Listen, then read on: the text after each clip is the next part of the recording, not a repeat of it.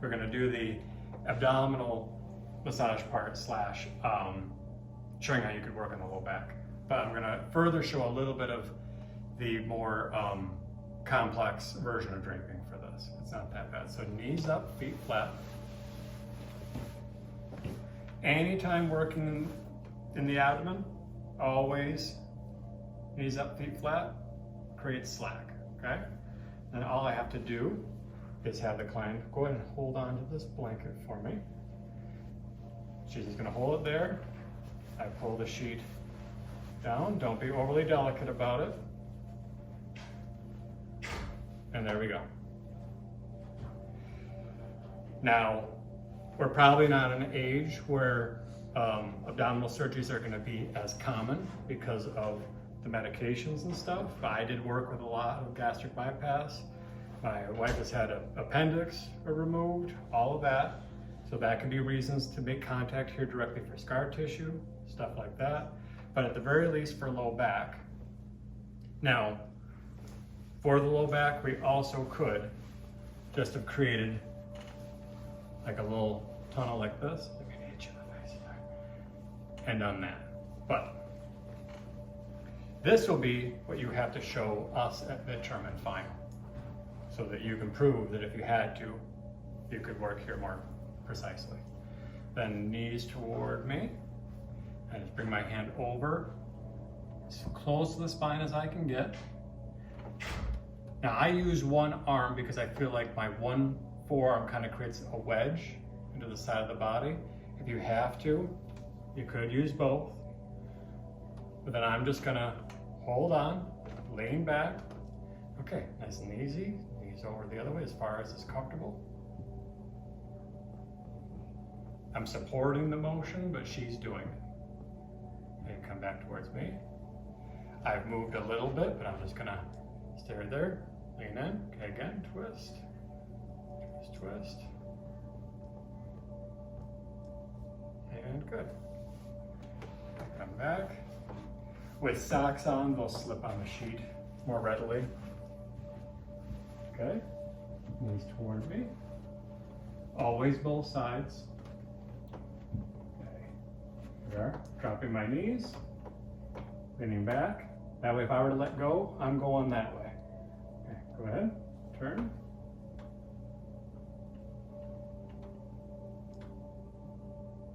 Good. Back toward me.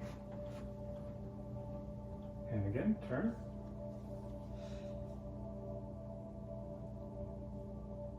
And good. Relax.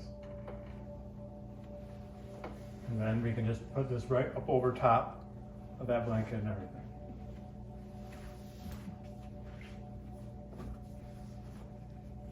My personal routine, when I include that, and based on time management reasons, it's not always included. Ease up a little bit. Here we go. I personally save it for the end, because then I don't have to worry about, the blanket being underneath and all that. But I get, if we're focusing on this idea of relaxation, of saving something more pleasant and less active for the end. So you can really flip that based on your preferences. You can either do it my personal way and save that for the end, or do it immediately as soon as you turn them on their sides before you put the bolster in. So, okay. Another thing we shifted from the pattern that I initially showed. I tended, on the map, I start with this idea of working at the hip and then working our way down to the knee. That correlates a bit more with fluid movement stuff, but in real life, it's a bit more kind to start here and work your way up to the hip flexors. The hip flexors can be pretty sensitive, so it's kind of just a nicer transition to work on the muscles right in the middle of the upper leg and then work your way up. So the new pattern we wrote down would be more kind of starting central. And then drape. Punch, punch. Then all I need to do is make sure they're close enough. So a lot of times you have to, their feet are right together, and you have to get their legs apart just so you can get a better angle. And then here, I'm just going to turn the whole leg in.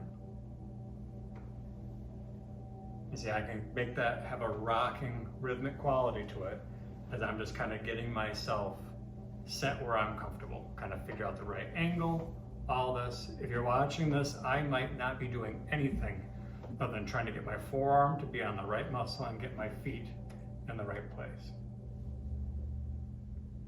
Right there.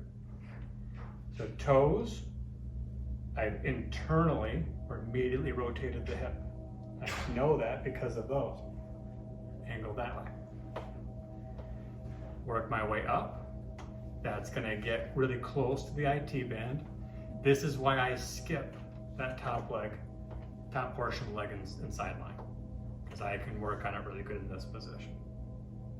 Okay, now I'm gonna do the same applications, but I'm gonna keep the toes up. Now I'm gonna be on 2 other muscles.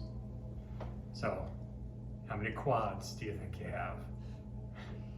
4 quads. 2 sit out right on top of each other. One sits right on top of one, I should say. Rectus femoris, meaning it's the middle of the femur. That sits on top of that vastus intermedialis. So right now I'm working on the superficial one. Then I go a little deeper. Now I'm working on that deeper one. So the middle of the leg, I do a little bit more because I know there's 2 layers of muscle there.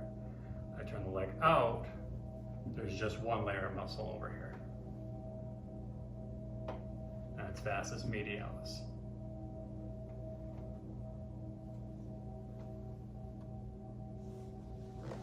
Okay. Now, if I really had to, if I was limited in sideline, I could further externally rotate the leg. I've gone so far as like kind of grabbing underneath, all this kind of stuff. And although it's downhill, I could work on some of the adductors like this. But you see how I'm going downhill? I have to be careful not to slip. All of that. You're best suited to get the adductors in the sideline. And you can get some elements of them that you might miss in this position. But to start with, it's better to kind of think that we're working on that quadricep section related to knee extension. Once there, I can re-drape and everything transitions. I'll show that a bit more fluidly on the other side. What I tend to do is actually just rest my forearm on their leg, rhythmically rock my way up, and I'm feeling with my forearm until I feel where their hip, basically, their hip joint is. And kind of just trace that leg all the way up. I can feel that joint movement right there. And it's kind of just a pocket where, you know, the hip ends and the pelvis begins. And then that's where I know all those hip flexors are. And I just have my hands oriented, or like I could touch their knee with both hands. That's how I make sure my forearm is oriented in the right direction to get as many of those as possible. There's 3 really important ones. There's the longest muscle in the human body. For your trivia questions, I have seen this in trivia, and it made me get the team a point. Sartorius. Then there's that rectus femoris one. They sit right next to each other, attached at the same place. And then a little bit lateral to that, just a little bit lateral to those, is tensor fascia lata, which is that muscle I pointed out that controls the tension of the IT band. So those 3 muscles up here, I could call the hip flexors. Psoas is one as well, but they are chronically short and tight. I have not found a human yet where those muscles aren't short, part of the cave. And especially if there's low back issues, they are gonna be a factor. Scooch you in just a little. Okay. So this would just be warming the area up. That's how like I orient my hands. That way like fingers don't go under the sheet, all of that. 2 hands, just kind of, if I do any kind of kneading here, I stay close to the knee, all that. Now I've warmed everything up. I can turn the leg in. Okay. 1, 2, 3. 1, 2, 3, probably more like 4.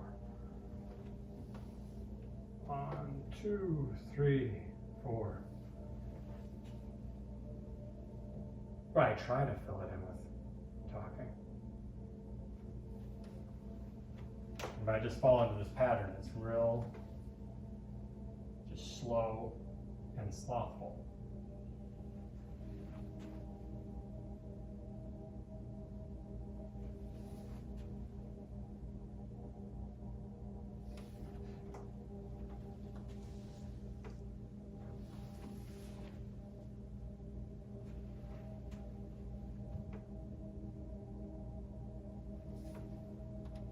Sheet is always going to bunch up here, so you might as well pull that down. That's when you can get the hip flexors more easily. You might as well get used to always doing that over the sheet.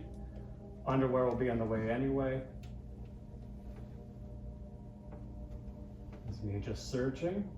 All this you're seeing is just me making it feel like massage while I'm making sure I'm in the right place.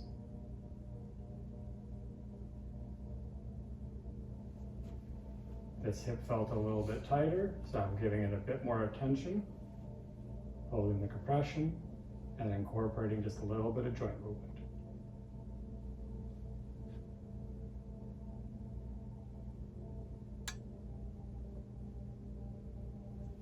Good.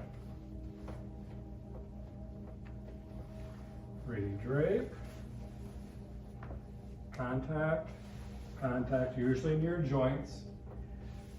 If I'm trying to throw in as many principles as possible, there aren't just the 7 chakras that follow the spine. There's also chakras for all the jointed areas. So if I got stuck in a position of like, what was all that? Like, I've done polarity therapy, chakra therapy, reflexology, lymphatic drain, circulation support, plus all the muscle energy, myofascial stuff. I could just throw a word salad at all the things that I've done all at the same time. Okay. For the pecs, easiest to just try to contact the table, let your arm come down, just identify you're not on the shoulder joint, you gotta be on that chest, you gotta be on the ribs. Once you find it a couple of times, you'll have it forever.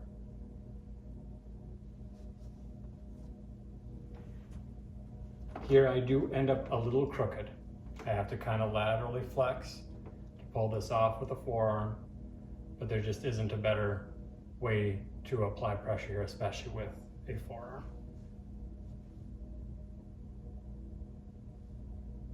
So I can just do this. If I wanted to make it a bit more of a stretch, then just turn the whole arm like this. You straighten the elbow, turn the whole arm over into external rotation. So internal rotation, external rotation. Soft fist is totally acceptable too. Here, obviously, I'm not so close, so I'm going to be able to pull the arm a bit more into external rotation that way. I don't use a forearm here because I'm going to hit him in the side of the head, but if I wanted to do more work in the pecs, soft fist again becomes really useful.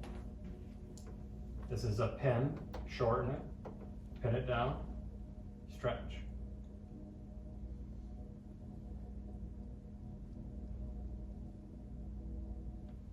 Almost always I'm doing that over the sheet.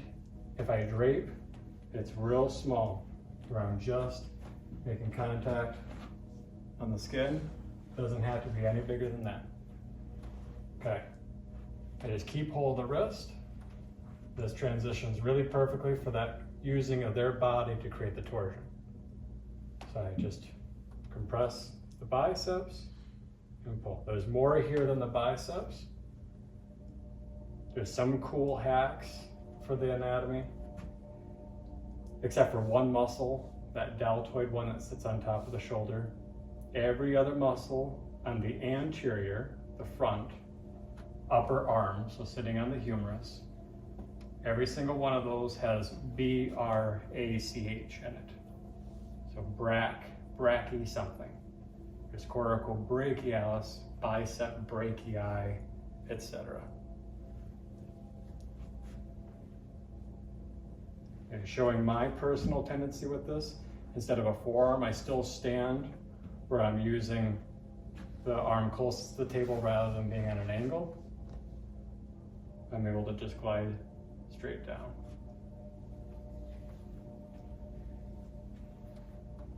So we should have been warm the area up.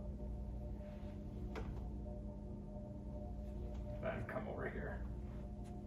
Now I like this because the tendency is for these muscles to get short, causing symptoms at the elbow and or at the wrist. And usually what will create the most relief here is elongating here, decompressing the tension at the elbow, and approximating or pushing those muscles towards where their tendons are down here at the wrist. So this is an example of myofascial release. It is a incredibly snail crawl glide. That's all it is. Little to no lotion, so I'm really tugging on that superficial fascia, but that's all it looks like. Anything trying to make it fancier than that is just making it complex in order to sound more complex. It's me contacting that skin till it stops, and then me being able to hold my body in a position where I can wait until that tissue starts to give. And so from a therapist technique standpoint, it's no different than just holding a static compression. In this case, I'm just holding that compression with a little bit of tension in a direction with very little to no lotion and waiting for the glide to slowly materialize. And there you go. Around the wrists, little circles, you know, extension, flexion, ulnar deviation, radial deviation. Squeezes, squeezes, squeezes.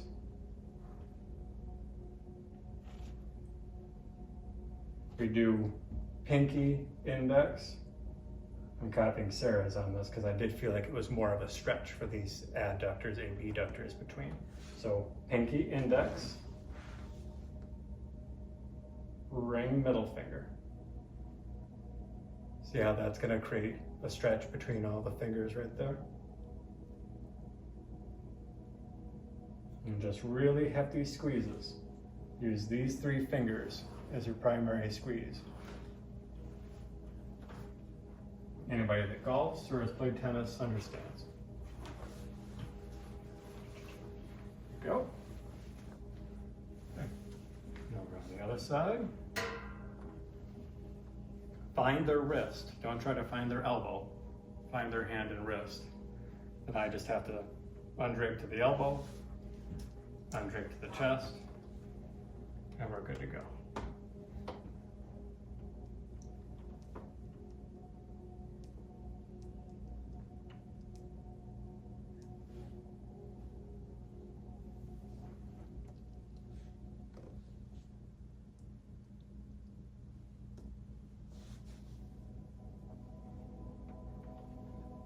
Transitioning.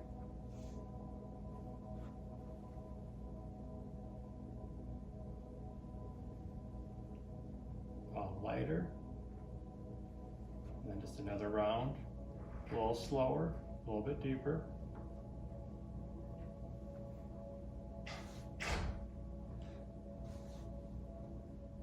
Now it's important too, if you're starting to get more meditative here, that you put a very profound look on your face.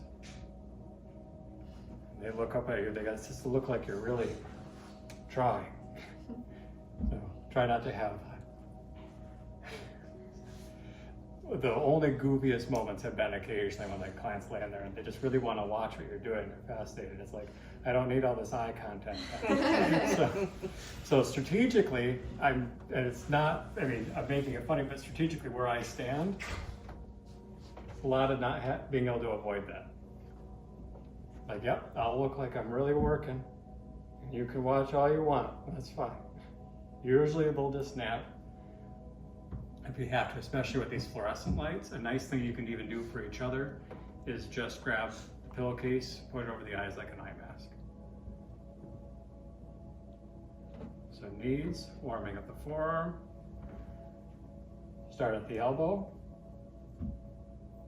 and just sink in. This will be the best place, the forearms will be the best place for you to get this impression of sinking in and just holding that compression with a bit of a direction, and then just wait and see if, without forcing it at all, that your whole body weight and everything makes the glide happen by itself. The problem, especially in these situations, is it's very, very boring to watch. It's just, yep, something, but it feels very profound. If anybody's had something that is more of that myofascial release kind of construct, because it's not just about the individual muscles, it's more about how is everything integrated and attached. Nothing attaches to just one place all by itself. All these connective tissue elements really do smear and integrate together.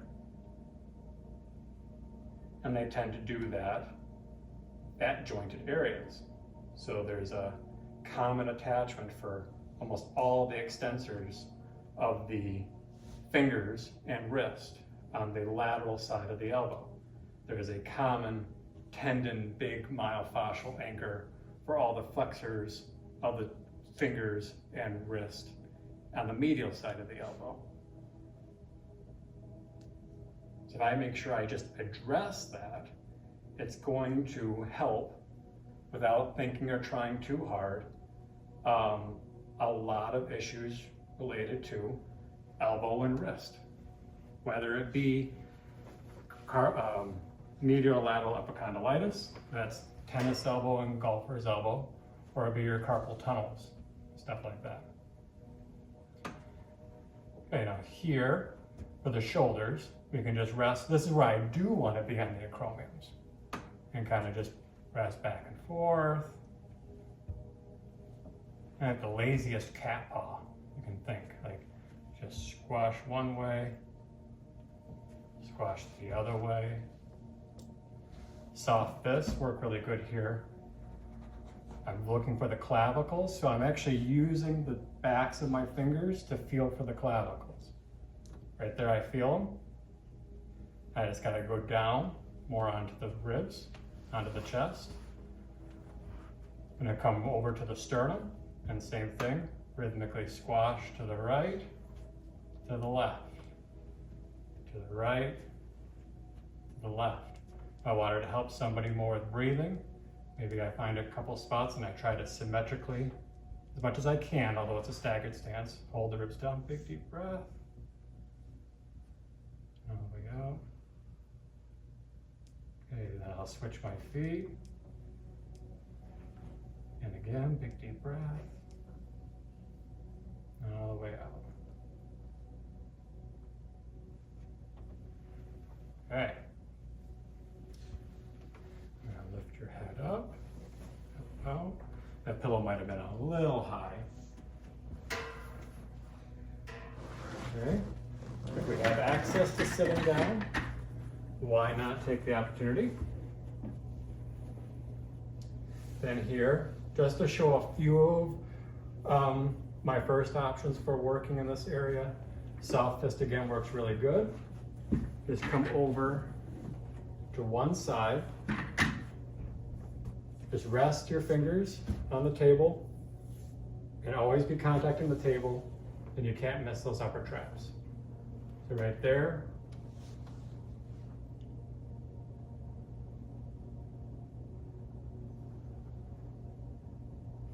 And if I swoop underneath, I'm going to scoot even further to get over this cord. And kind of maybe can see my fingers on the other side, but just like how I was working on the foot. There we go. Moving hair is its own art form. Okay. So this is where you'll see it a little bit better, maybe on the other side, but where I can just use this, and I can either be real close to the spine, you won't see my fingers as much, and I'm doing more of this, just picking your whole head up. Now I could have that lower on the cervical spine, just depends on where I find something. A lot of times if I'm picking, I just go near the base of the skull. That's where most stuff attaches and integrates anyway. So this one's more central, right by the spine. Then I'm going to reach further over and curl and try to grab everything and pull it across.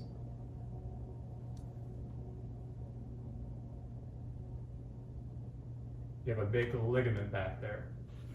The nuchal ligament, shaped like a sail, connecting the base of your skull to all of your cervical vertebrae. So if I can find a way to kind of bend that a little bit, that's my goal with that last application. So soft fist, here's the upper traps, swooping underneath.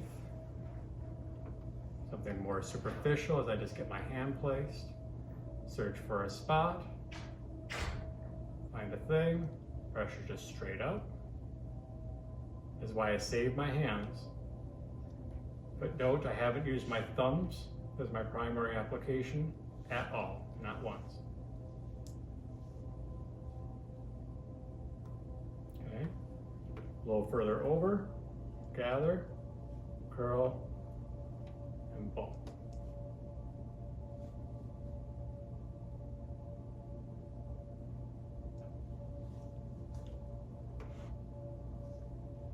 Okay. Last one I can think to show as an option here is if I, Sarah said, like make goalposts with your thumbs. Swoop up underneath. Doesn't matter which hand is set first. Now I'm going to start real low as I can be on the cervical spine. Elbows down on the table, and then I just lift. I'm bending at my elbows. You see how the chin is just going down to the sternum? And like now I can feel that myofascial glide just slowly happening by itself. Okay, I can reset. Now I'm about mid-cervical. Do it again. The head's going to tip down a little bit further now.